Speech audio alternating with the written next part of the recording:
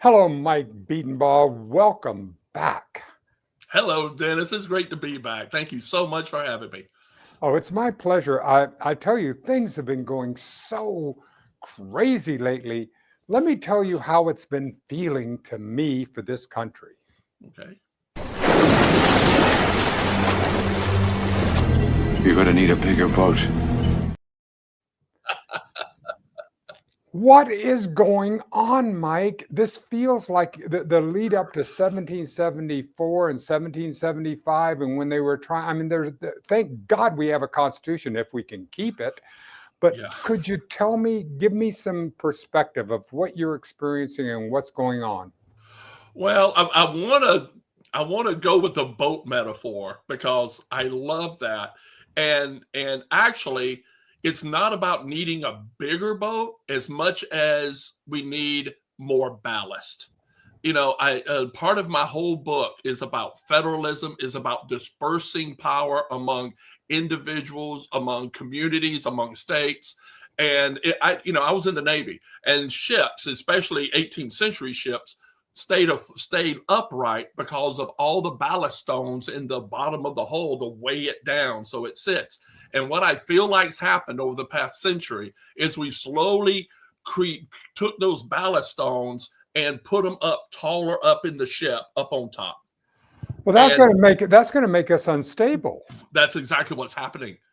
I mean, it's we're doing nothing but weaving and bobbing, just like this, and we're at risk of capsizing. And I don't think it could be said more emphatically about how close we are to losing 250 years of investment in liberty. Because, and primary reason is, people in this nation has never experienced what is being created right now. We have lived an amazing, privileged life for those of us who have, especially recently, I mean, our nation is one of the greatest economic powers in the world. How much do we have to deal with people complaining about it not working? Yes, Right. there are many things we need to get better, but to say the whole thing is a laughing stock is fantasy land, and it's concerning about Yes. where we're going right now. When we hear that coming from the White House, what an absolute complete war zone we are. That it's the most horrible when you hear someone like Director Comey for whatever his, and I have a lot of problems with James Comey, a lot, but to call him the most horrible person that has ever been, to be able to hyperbolize in those ways. And that's just one example. But then we carry it forth to what is happening in Portland, what is happening in Chicago, what happened in Los Angeles, and really to talk about that completely skews, and it pushes us into two camps. Instead of us having an opportunity to be able to have conversations, which is really what you're talking about. What you're talking about is us being able to have substantial and substantive dialogue. Well, and we do need that, of course. But what we need before we have dialogue is a place we both can feel secure to stand on, to be in the same room, and to have those conversations in Thank you. trust together. I mean, Thank you. that's the problem with assuming we should have dialogue. We're not even in the same room. Let me Oh, tell you, I've been. thank you for bringing that up, because that's what it feels like. It feels like I have skipped a step. Mhm. It's and I've really seen it. I've been really pumping out my videos, my observations. I have shorts and stuff I've been putting out And we'll on have that revive. link for everybody watching. Make sure that you'll see the link to the observations on Insta and all. Go ahead. Thank you. And I've been putting in things that, and it's interesting on the different platforms. On YouTube, I am getting so much thoughtless negative responses from some people that, Or some bots. We don't know the difference right now, well, because you're right. there are a large number. There are a large percentage of them that are going to be bots. Well, you're right. There are that, but I also know some of these are real people. Oh, no, no, no. And because I I've wasn't looked at them. No, I wasn't dismissing it. Oh, I no, I just wanted understand. to add that as that is also something that come. All right, so let's talk about the human real people that you're talking about. What has been unleashed in us that has made it really concerns me, Mike, because I think of I was looking at the coverage of the Ryder Cup, which is a massive golf match that people do. People are shouting insults while to the Europeans while they're shouting insults. The kind of decorum that we would never have before. Well, anyway, There's a place where I want you to take it and help us to heal this. Well, I just did an article for the European and about authoritarianism. And the fact is authoritarian personalities are always with us. Everybody knows the HOA little dictator who wants to tell you you're going to lose rights to your yard if you don't mow it right. And Sure. everybody has a bad boss or a colleague you can't trust. But our nation has always had those type of personalities dispersed throughout the population in a way that it really didn't affect our political life. And what's happened, and what happens in every nation periodically, and it happens ever since we've existed as a human species, is one, we have to remember authoritarian form of government is the default form of government we would end up having without rule of law, right? That's what we've had for multi-millennia, was people were governed by someone that told them, you do this or else. Right. And only in the past, since the Enlightenment, and we helped break the ground for that. But what has happened is we have been so safe in our own stability, in our own success, in our own wealth accumulation, that we have not gone through the experience of what authoritarianism can do. And so too many people are yielding to an authoritarian mindset and confusing it with decision making and, they'll get something done and do whatever it takes type of mentality. And it's because we really haven't gone through that as an overall of a nation. Now, the South, where I'm from, did have a certain authoritarian tendency, especially when it came to enslavement and how it dealt with dealing with the freed slave population and making sure they were subservient to the white culture that was here. Was the Confederacy an authoritarian regime? It wasn't to those white folks that ran it. Well, yeah, exactly. So that's exactly. That's it, right? But it was to the black folks who were out in the field and wanted to look up and say, I sure would love to get an education. Nope. Pick cotton. Can't even read. Can't even teach you to read. Can't even teach you to read. And that's one of the things that we're seeing right now, Mike. I'm sorry, there are only about 100,000 subjects that I want to talk to you about. So whatever we don't get, but can this entire taking of our history, all the way from the actual messiness that it took to create the Constitution, to be able to do it, and to whitewash it, to be able to say that it was just this pristine document that just happened and magically evolved out of nothing, and then take all of history and to take it away. It's like we can't be sophisticated enough to hold two thoughts at the same time. I know that, and that's the thing. But I see this as a natural cycle.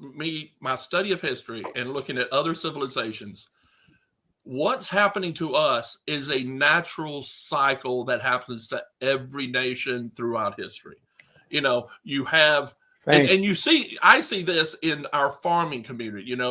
I live in a place where I could see where the grandparents had built a very successful either business in town or a farm. Their children kind of lived off of that and grew very privileged. And the grandchildren do not know how to make it, and they just sold everything off and living off of what others do, but are not producing. But that has led to a fear, and that is a cycle that tends to happen. And what I see happening now is an actual reaction to not being experienced at what true fascism can be. We create a cartoon around fascism. We just think it's a guy with a funny mustache or a bald-headed guy speaking Italian, and don't understand there are real personality and societal truths in what those policies mean, and you can't read through them without realizing that's kind of what's happening in among certain leadership circles. You can't listen to Steve Miller without almost imagining him having a German SS uniform on, saying the same thing. Exactly. It's astonishing to see the parallels of Stephen Miller and de Goebbels. Yeah, he's another dead. I tell you, if I ever get on a talk show with him, I'm going to have to tell him. I said, dude, you would come off a lot better if you didn't look like a dead-eyed Goebbels.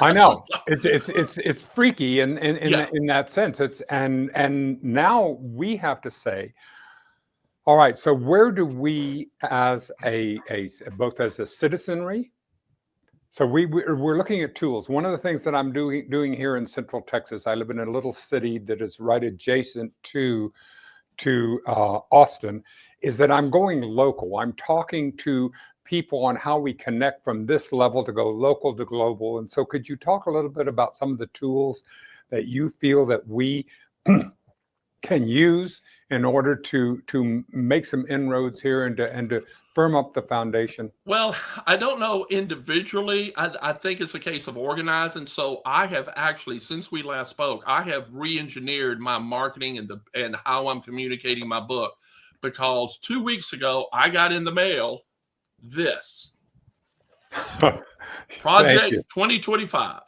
Did you? Oh, let me tell you.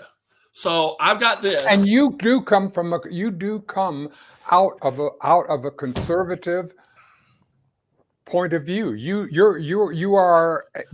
very much have this appreciation both for our history and how we can gradually come to this. So I so appreciate that we're talking in this way.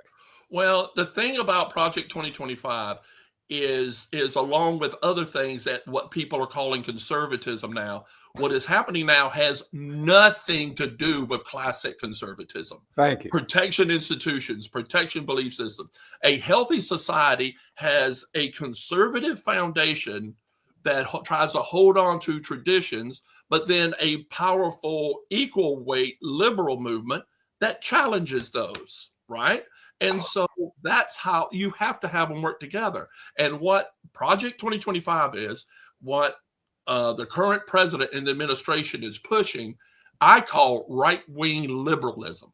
Okay, it's about breaking institutions, disregarding traditions, and thinking you're creating something else. And to me, that is right-wing liberalism. And so what I've done is created, and I just put it up. It's called Project 2026 for the 250th anniversary. And I have a webpage now that's going to be on my Reviving Our Republic. And I want to utilize my book, and I'm going to take this nationally, to try to get good people to stand up, quit jobbing out representation to professional sycophants, which are the political class now, yes, and stand up and say, I'll serve for 2 years or 4 years. I'll get up and do it. Utilize this book. And if we can get 10 or 20 people in the House of Representatives in the next election, right, they will control. Which is all it will take, because that is your coalition building, yep, that you could have as a solid coalition. Yes, that will control the House. And nothing will get through without their agreement, compromise, and putting some of these things through. So that's what I'm pushing nationwide, because there's 10 or 12 things that can happen, trajectories this nation can go. And the majority of them will not be a nation that I grew up in, exactly, or you grew up in. And I don't know what that looks like. I do believe we can get through it. However, because this is happening because of the lack of education, the lack of experience.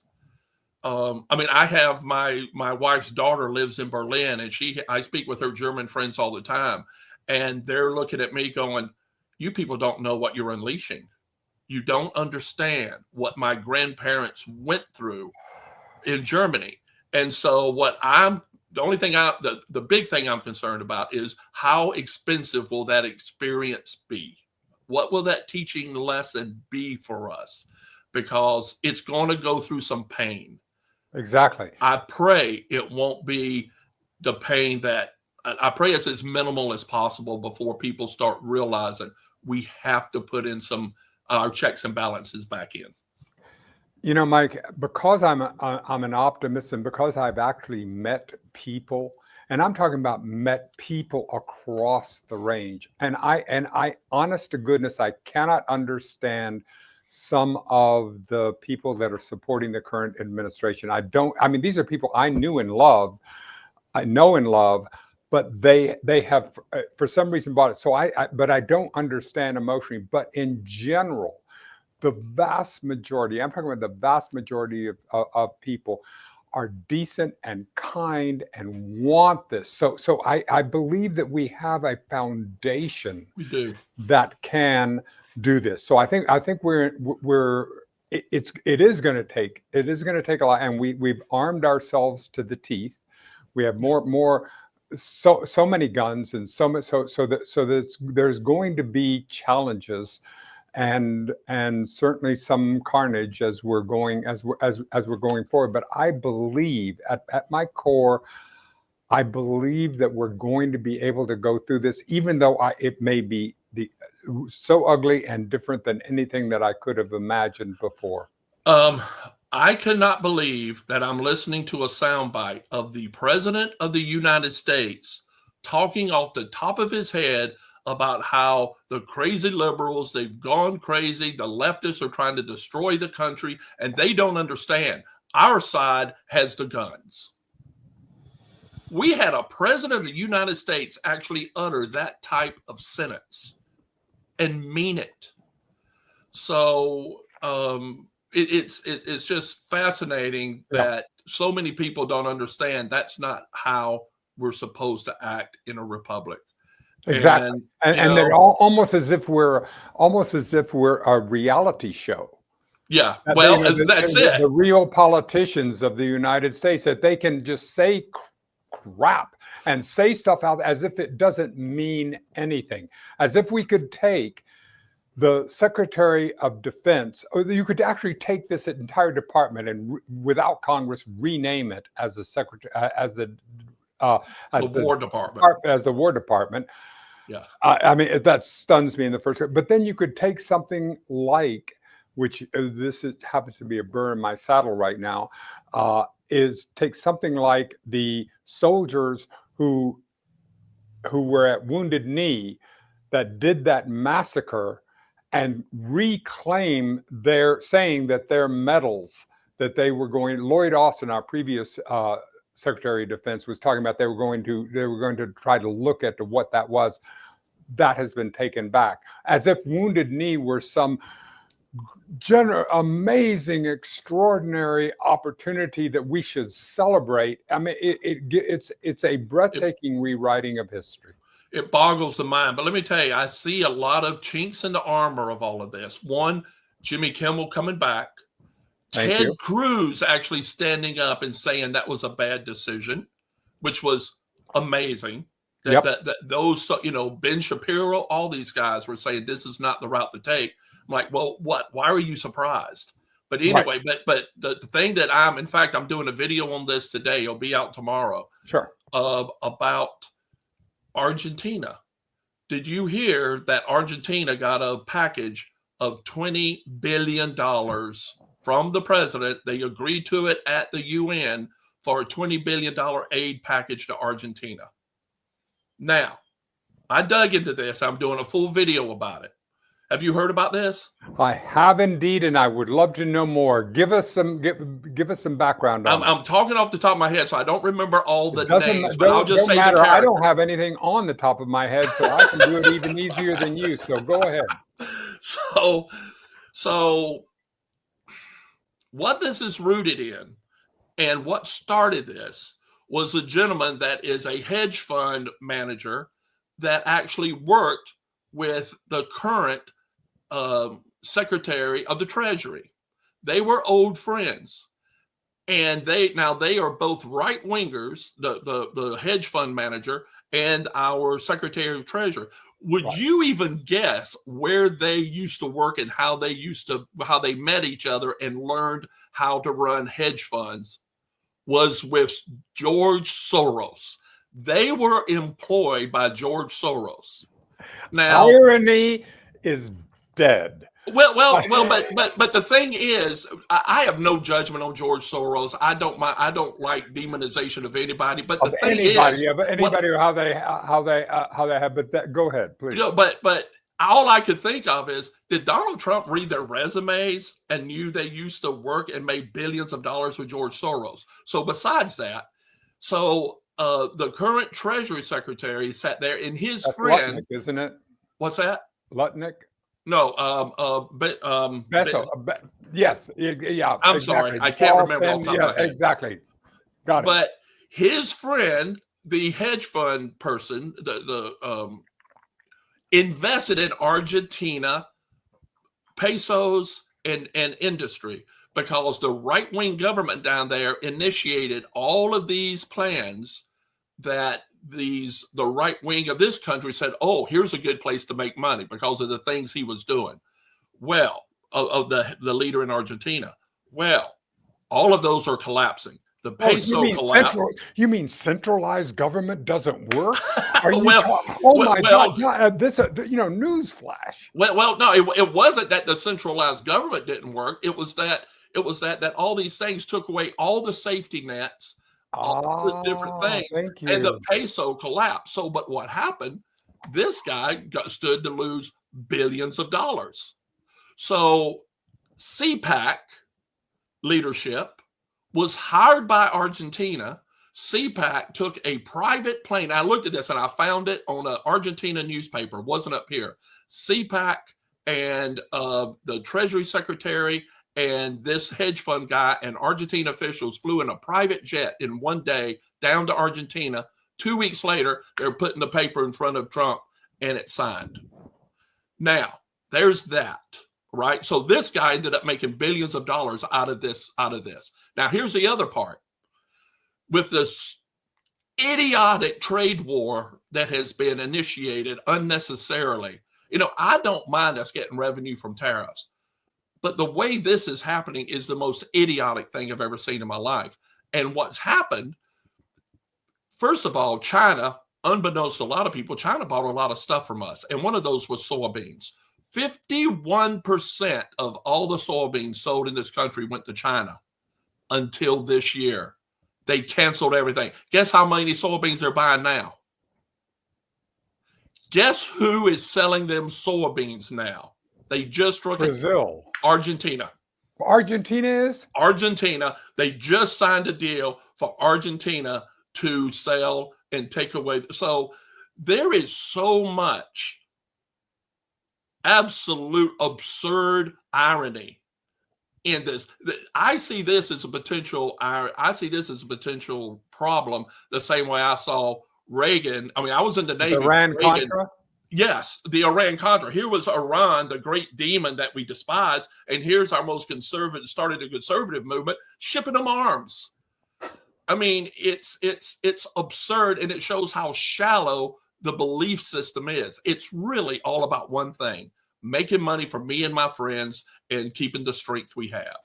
And these sort of things, I'm confident, will erode the system enough to where there'll be more and more pushback.